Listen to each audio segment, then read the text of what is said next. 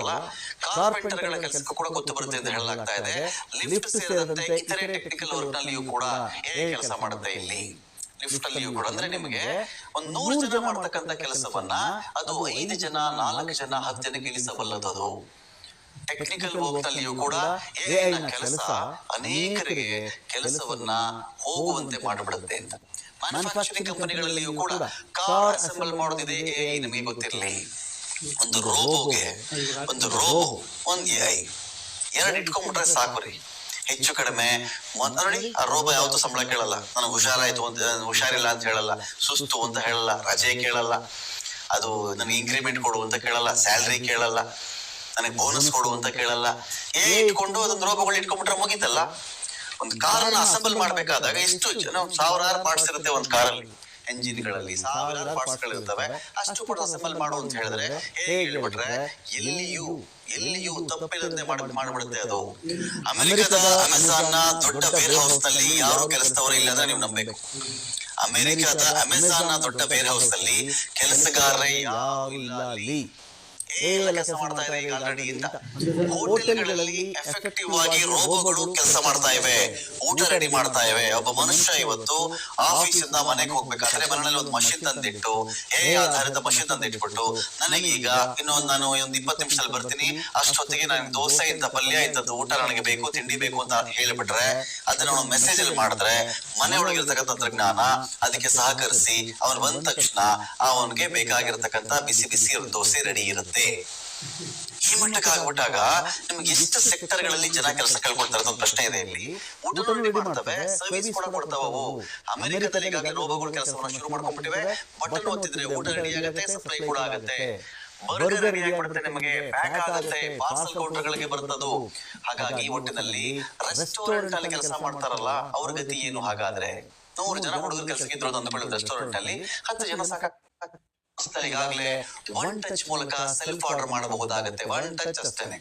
ಹೋದ್ರ ಒಂದು ಬಟನ್ ಒತ್ತದ್ರ ನಿಮ್ಮ ಪಾರ್ಸಲ್ ಅಲ್ಲಿ ಬಂದ್ ಬಿತ್ತ, ರೆಡಿ ಆಯ್ತಾ, ತಗೊಂಡ್ರ ಹೊರಟ್ರ. ಸೆಲ್ಫ್ ಆರ್ಡರ್ ಗಳನ್ನ ಕೂಡ ತಗೊಳ್ತಾ ಇರ್ತಾವ.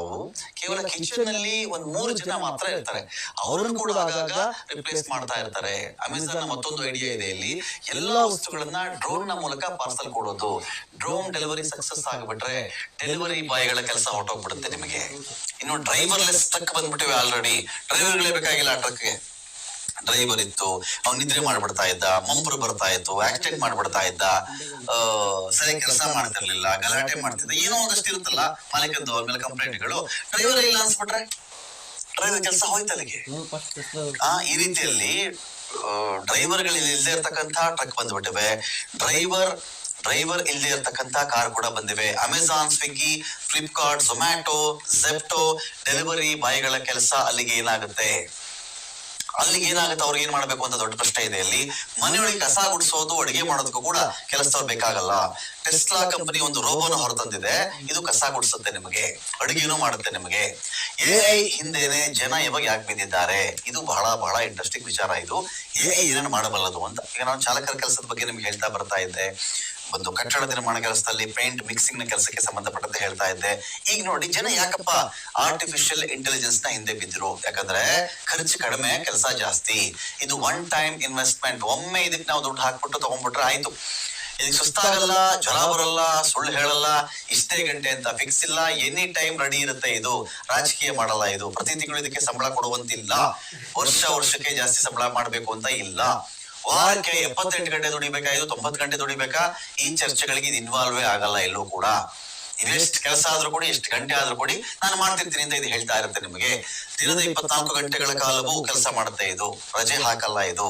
ಬಿಲ್ಡಿಂಗ್ ಕೆಲಸ, ಮೈನಿಂಗ್ ಕೆಲಸದಲ್ಲಿ ಕಾರ್ಮಿಕನಿಗೆ ಸಮಸ್ಯೆ ಅನ್ನೋದೇ ಇರಲ್ಲ. ಸಿಯಾಚಿನ್ ಅರಣ್ಯ ಪ್ರದೇಶ, ಗುಡ್ಡಗಾಡು ಪ್ರದೇಶಗಳಲ್ಲಿಯೂ ಕೂಡ ರೋಬೋಗಳನ್ನು ಕಳಿಸಬಹುದು. ಭಾರತೀಯ ಸೇನೆ ಗಣರಾಜ್ಯದ ದಿನದಂದು ಆರ್ಮಿಗೆ ಸೇರುವ ರೋಬೋಗಳನ್ನು ಕೂಡ ತೋರಿಸಿದೆ ಇದು. ಅಂದ್ರೆ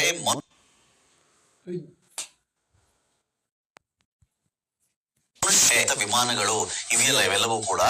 ಸೊ ಈ ರೀತಿಯಾದ ಗತಿ ಇರೋ ದೊಡ್ಡ ಪ್ರಶ್ನೆ ಇದೆ ಇಲ್ಲಿ. ಆಯ್ತಪ್ಪ, ಈಗ ನಾವು ಕಾಲ್ ಸೆಂಟರ್ ಮ್ಯಾನುಫ್ಯಾಕ್ಚರಿಂಗ್ ಇಂದ ಈ ಒಂದು ಘಟಕ ನಾವು ಬರೋಣ. ನೋಡಿ, ಕಾಲ್ ಸೆಂಟರ್ ಮತ್ತು ಮ್ಯಾನುಫ್ಯಾಕ್ಚರಿಂಗ್ ಘಟಕದಲ್ಲಿ ಇಲ್ಲಿ ಏನಪ್ಪಾ ಆಗುತ್ತೆ ನಮ್ಗೆ ಚೆಕ್ ಮಾಡ್ಕೊಂಡಾಗ, ನೋಡಿ, ಎಂಜಿನಿಯರಿಂಗ್ ಕ್ಷೇತ್ರ, ಕ್ರಿಯೇಟಿವ್ ಜಾಬ್ಗಳು, social media job, admin, medical, CA ಇಂತಹ ಕ್ಷೇತ್ರಗಳ ಮೇಲೆ ಎಐ ಇದೆಯಲ್ಲ ದೊಡ್ಡ ಮಟ್ಟದ ಒಂದು ಪರಿಣಾಮವನ್ನ ಬೀರ್ತಾ ಇದೆ ನಿಮಗೆ. ಇದು ಕಾಲ್ ಸೆಂಟರ್ಗಳಲ್ಲಿ